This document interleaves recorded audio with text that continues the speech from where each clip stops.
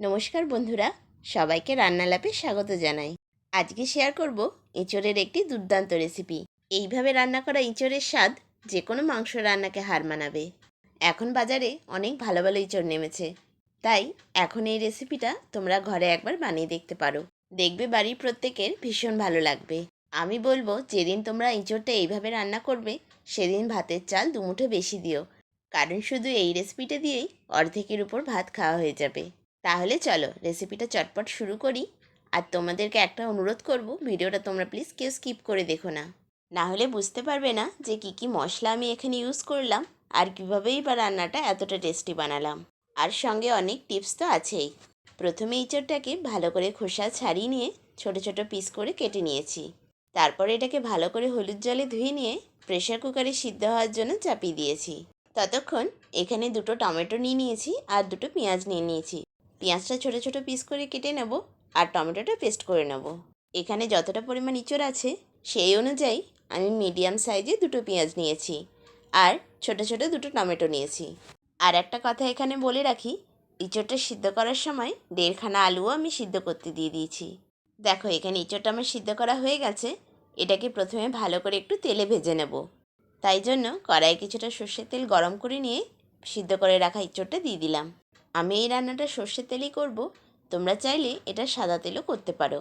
আর একটা কথা মাথায় রাখবে, যখন ইঁচড়টা সিদ্ধ করতে দেবে সঙ্গে একটু নুন আর সামান্য একটু তেল দিয়ে দিও, তাতে ইঁচড়টা বেশ ভালোভাবে সিদ্ধ হয়। দেখো এখানে ইঁচড়টা আমার বেশ সুন্দর লাল লাল করে ভাজা হয়ে গেছে। এবার এটাকে আমি তুলে নিলাম। এবার ওই কড়াইয়েই আরও কিছুটা তেল দিয়ে তাতে আলুগুলো ভেজে নেব।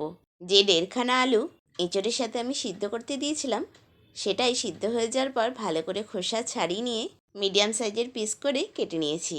আলুগুলো যেহেতু আগে থেকে সিদ্ধ করা আছে তাই ভাজতে বেশি সময় লাগবে না, তাও এটাকে একটু লাল লাল করেই ভেজে নেব। এটা যতক্ষণ ভাজা হচ্ছে ততক্ষণ একটা মশলা বানিয়ে নিচ্ছি। নিয়েছি কিছুটা আদা, 4টে লাল কাঁচা লঙ্কা আর 1 চামচ গোটা জিরে। এই সবগুলোকে হয় মিক্সিতে পেস্ট করে নিতে পারো, না হলে শিলে বেটে নিতে পারো। দেখো এখানে আলুগুলো হালকা গোল্ডেন কালার করে ভাজা হয়ে গেছে। এবার এটাকে আমি প্লেটে তুলে নিচ্ছি। এরপর ওই সেম কড়াইয়েই আরও কিছুটা তেল নিলাম আর একটা তেজপাতা ফোড়ন দিলাম। ভাজা তেজপাতার যখন একটা খুব সুন্দর গন্ধ ছাড়বে তখন যে দুটো পেঁয়াজ আমি ছোট ছোট পিস করে আগে কেটে নিয়েছিলাম সেটা দিয়ে দেবো। আর হ্যাঁ, পেঁয়াজটা এখানে কাটার পরে 5 থেকে 6 কোয়া রসুন ছাড়িয়ে নিয়ে আমি বেটে নিয়েছিলাম, সেটাও এই রান্নাতেই ব্যবহার করব।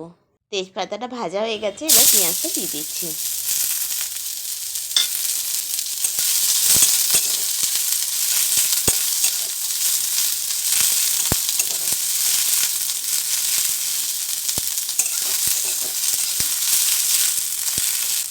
পেঁয়াজটা এখানে খুব বেশি ডিপ ফ্রাই করব না, তবে হালকা একটা গোল্ডেন কালার আসা অবধি ভেজে নেব।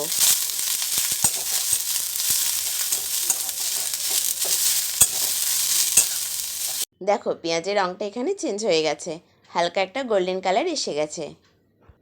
এইবার যে রসুনটা আমি বেটে রেখেছিলাম সেটা দিয়ে দিলাম। পেঁয়াজটাকে প্রথমেই না এখানে ডিপ ফ্রাই করে নিও না, তার কারণ হলো বাকি মশলাগুলোর সাথেও তো পেঁয়াজটা ভাজা হবে, তাই জন্য বেশি ভাজা হয়ে গেলে তখন তিতকুটে হয়ে যাবে। এখানে যতক্ষণ না রসুনের কাঁচা গন্ধটা যাচ্ছে ততক্ষণ এটাকে ভাজতে হবে। দেখো এখানে রসুনটা আমার প্রায় ভাজা হয়ে এসছে।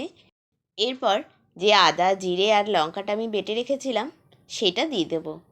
যে আদা জিরে আর লঙ্কাটা আমি বেটে নিয়েছিলাম তার 3/4 পার্ট আমি নিয়ে নিয়েছি, কারণ সবটা এখানে লাগবে না।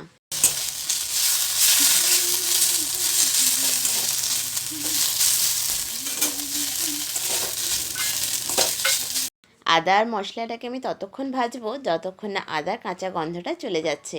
এটা ভালো করে ভাজা হয়ে গেলে যে টমেটোর পেস্টটা করে রেখেছিলাম সেটা দিয়ে দেব।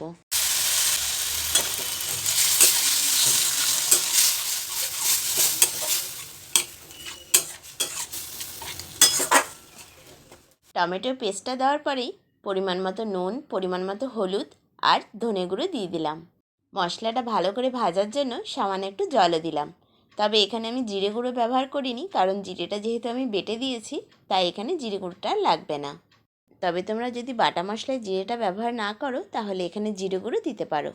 এই সব মশলাটাকে খুব ভালো করে কষিয়ে নিতে হবে যতক্ষণ না মশলার সাইড থেকে তেল ছাড়ছে। দেখো এইবারে মশলাটা আমার ভালো মতো কষানো হয়ে গেছে, সাইড থেকে তেলও ছেড়ে দিয়েছে। তাহলে মশলাটা বানানো আমাদের রেডি হয়ে গেল। এরপর যে আলু আর ইঁচড়টা আমি ভেজে রেখেছিলাম সেইগুলো দিয়ে দেবো, আর সঙ্গে সামান্য একটু জল দিলাম। ওই মশলার সাথে এঁচড় আর আলুটাকে খুব ভালো করে কষিয়ে নিতে হবে। এঁচড়ের তরকারি রান্না করার সময় চেষ্টা করবে এঁচড়টাকে একটু কষিয়ে কষিয়ে ঢাকা চাপা দিয়ে রান্না করার। তাহলে দেখবে এঁচড় নিরামিষেই বানাও বা আমিষেই বানাও, খেতে খুবই সুন্দর লাগবে। দেখো এখানে তরকারির কালারটা কী সুন্দর এসছে। এই সময় একটু ধৈর্য ধরে এটা কষাতে হবে। তাহলে দেখবি এঁচড়টা কষানোর সময়তেই প্রায় 70%ই কুক হয়ে যাবে। এই তরকারিটা রান্না করার সময় এত সুন্দর গন্ধ ছাড়ছিল, পরে এটার ভয়েস দেওয়ার সময়তেও জিভে জল চলে আসছে। এইভাবে রান্না করা এঁচড়ের তরকারি যে কোনো মাংস রান্নাকে হার মানাতে পারবে। এটা এতটাই টেস্টি হয়। দেখো কষানোর সময় আমি আরেকটু জল ব্যবহার করলাম। এইভাবে অল্প একটু জল দিয়ে দিয়ে যদি এটা কষিয়ে কষিয়ে রান্না করা যায়, এটার টেস্টটাও ভালো আসবে আর গন্ধটাও ভালো ছাড়বে। আমার এখানে কষানো সম্পূর্ণ হয়ে গেল।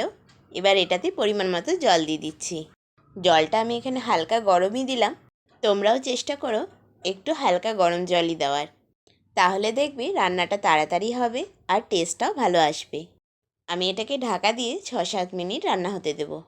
তোমরা এইভাবে এঁচড়ের তরকারি আগে বানিয়েছো কি না আমাকে কিন্তু অবশ্যই জানিও। আর তোমাদের যদি কোনো সাজেশন থাকে সেটাও জানাতে পারো। দেখো এখানে আমার মোটামুটি 6 মিনিট হয়ে গেছে। ঢাকনাটা খুলে নিয়ে খুন্তি দিয়ে পুরোটা ভালো করে আমি মিক্স করে নিচ্ছি। গ্যাসের ফ্লেমটা আমি অফ করে দিলাম, কিন্তু রান্নাটা এখনও একটু বাকি আছে। তরকারিটা রান্না হওয়ার শেষে অল্প করে ঘি ছড়িয়ে দিলাম, আর দিলাম সামান্য একটু গরম মশলা। তবে ঘিটা অপশনাল, তোমরা যদি পছন্দ না করো তাহলে দেওয়ার দরকার নাই। খুন্তি দিয়ে সবটাকে ভালো করে মিক্স করে নিচ্ছি। ব্যাস রেডি হয়ে গেল আমাদের গরম গরম এঁচড়ের তরকারি। এটা ভাত, রুটি বা পরোটার সাথে খেতে ভীষণ ভালো লাগবে। তোমরা আমার মতো করে এই রেসিপিটা একবার ঘরে অবশ্যই বানিয়ে দেখো, দেখবে প্রত্যেকের ভীষণ ভালো লাগবে। আর তোমাদের আজকের রেসিপিটা কেমন লাগলো আমাকে কিন্তু কমেন্টে অবশ্যই জানিও।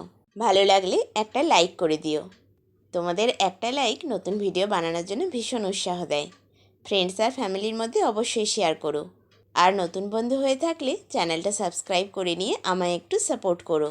সঙ্গে বেল আইকনটা প্রেস করে নিও, তাহলে আমি যখন নতুন ভিডিও আপলোড করব তোমাদের কাছে নোটিফিকেশান চলে যাবে। সবাই ভালো থেকো, সুস্থ থেকো। আজকের মতো টাটা, আবার দেখা হবে।